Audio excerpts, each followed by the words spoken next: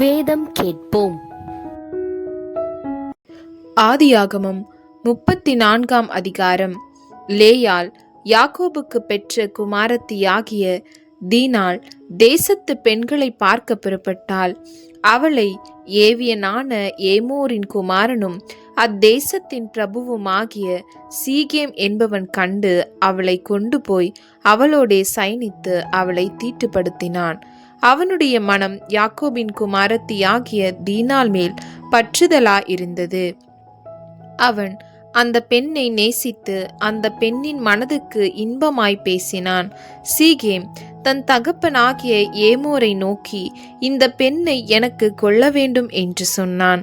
தன் குமாரத்தியாகிய தீனாளை அவன் தீட்டுப்படுத்தினதை யாக்கோபு கேள்விப்பட்ட போது அவன் குமாரர் அவனுடைய மந்தையினிடத்தில் வெளியிலே இருந்தார்கள். அவர்கள் வருமளவும் யாக்கோபு பேசாமல் இருந்தான். அத்தருணத்தில் சீகேமின் தகப்பனாகிய ஏமோர் புறப்பட்டு யாக்கோபோடே பேசும்படி அவனிடத்தில் வந்தான். யாக்கோபின் குமாரர் இந்த செய்தியை கேட்டவுடனே வெளியிலிருந்து வந்தார்கள். அவன் யாக்கோபின் குமாரத்தியோடே சயனித்து செய்யத்தகாத மதிக்கெட்ட காரியத்தை இஸ்ரவேலில் செய்ததினாலே அந்த மனிதர் மனம் கொதித்து மிகவும் கோபம் கொண்டார்கள்.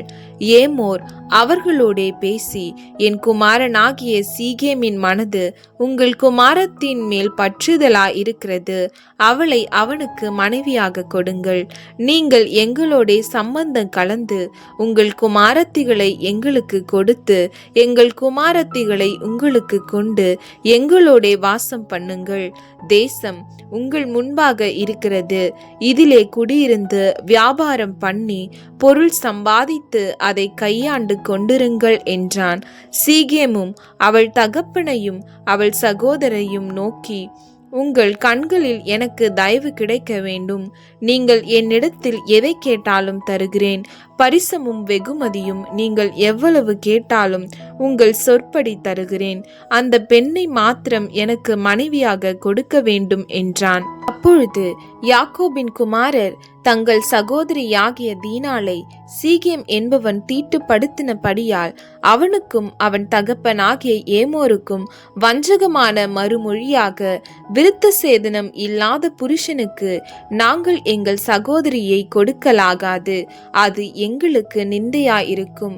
நீங்களும் உங்களுக்குள்ளிருக்கும் ஆண்மக்கள் யாவரும் விருத்த சேதனம் பண்ணப்பட்டு எங்களைப் போல் ஆவீர்களானால் நாங்கள் சம்மதித்து உங்களுக்கு எங்கள் குமாரத்திகளை கொடுத்து உங்கள் குமாரத்திகளை எங்களுக்கு கொண்டு உங்களோடே குடியிருந்து ஏக ஜனமா இருப்போம். விருத்த சேதனம் பண்ணிக்கொள்வதற்கு எங்கள் சொல் கேளாமற் போவீர்களானால் நாங்கள் எங்கள் குமாரத்தியை அழைத்து கொண்டு போய்விடுவோம் என்று சொன்னார்கள். அவர்களுடைய வார்த்தைகள் ஏமோருக்கு ஏமோரின் குமாரனாகிய சீகேமுக்கும் நலமாய் தோன்றினது. அந்த வாலிபன் யாக்கோபுடைய குமாரத்தின் மேல் பிரியம் வைத்திருந்தபடியால் அந்த காரியத்தை செய்ய அவன் தாமதம் பண்ணவில்லை. அவன் தன் தகப்பன் வீட்டார் அனைவருக்குள்ளும் மேன்மையுள்ளவனாயிருந்தான். ஏமோரும் அவன் குமாரன் சீகேமும் தங்கள் பட்டணத்து வாசலில் வந்து தங்கள் பட்டணத்து மனிதரோடே பேசி, இந்த மனிதர் நம்மோடே சமாதானமா இருக்கிறார்கள். ஆகையால் அவர்கள் இந்த தேசத்தில் வாசம் பண்ணி இதிலே வியாபாரம் பண்ணட்டும். அவர்களும் வாசம் பண்ணுகிறதற்கு தேசம் விஸ்தாரமா இருக்கிறது. அவர்களுடைய குமாரத்திகளை நமக்கு மனைவிகளாக கொண்டு நம்முடைய குமாரத்திகளை அவர்களுக்கு கொடுப்போம்.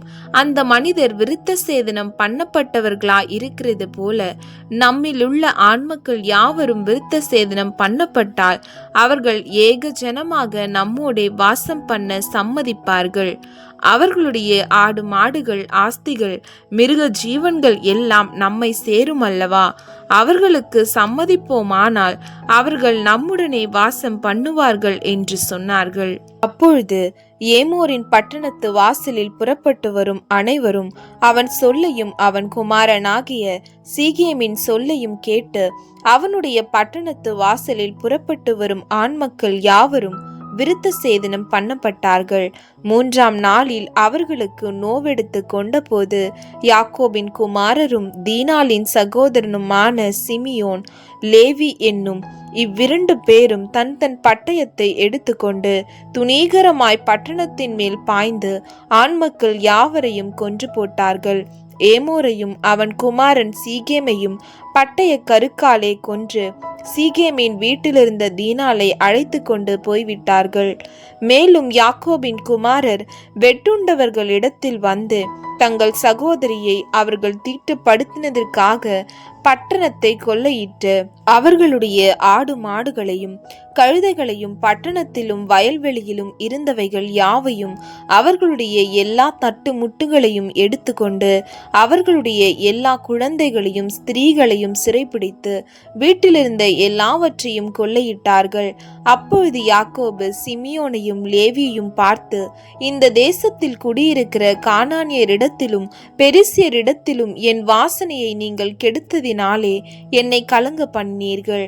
நான் கொஞ்ச ஜனமுள்ளவன், அவர்கள் எனக்கு விரோதமாய் கூட்டங்கூடி நானும் என் குடும்பமும் அழியும்படி என்னை வெட்டி போடுவார்களே என்றான்.